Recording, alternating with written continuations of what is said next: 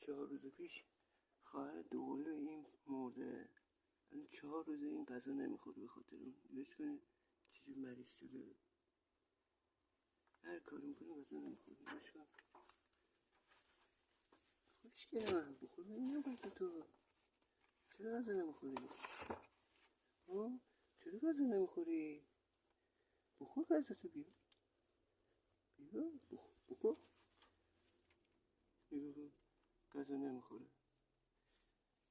4 روز خواهرش مرده، لب به هیچی نمیزده. اینم داره حالش بد میشه، مریض شده. بخور دیگه، چرا نمیخوری تو؟ چجور میلرزه؟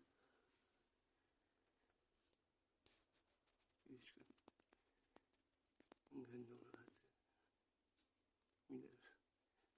بخور دیگه، قشنگه. بخور